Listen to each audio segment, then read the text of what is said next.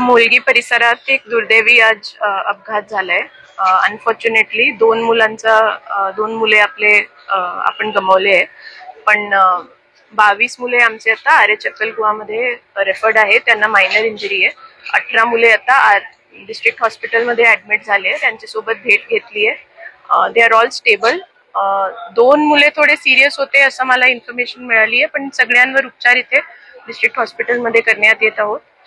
कोणती पण फॅसिलिटी जर इथे कोणती पण मदत प्रायव्हेट हेल्थ केअर प्रोव्हायडर्स कडून जर गरज आहे तर ती पण निश्चितच आम्ही उपलब्ध करून देऊ। जी पण मदत लागली त्याच्यासाठी डिस्ट्रिक्ट ऍडमिनिस्ट्रेशन अवेलेबल आहे। पेरेंट्सला सांगितलंय, काउन्सिलर्सला पण बोलवलंय आणि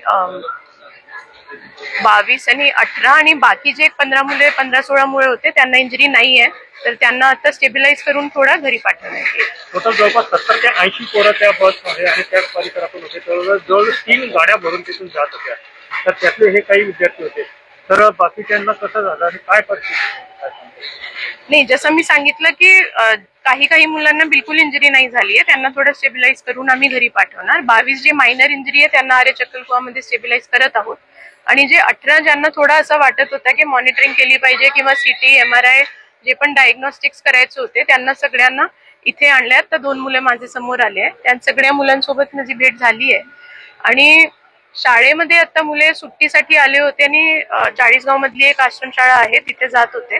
ड्रायव्हरचं आता काय तपासणी करायची आहे, प्लस एक शिक्षक आणि शिपाई होते शाळेमध्ये, त्यांची पण रक्त चाचणी आणि इन्व्हेस्टिगेशन आमचं आता पोलीस मार्फत तपास चालू आहे।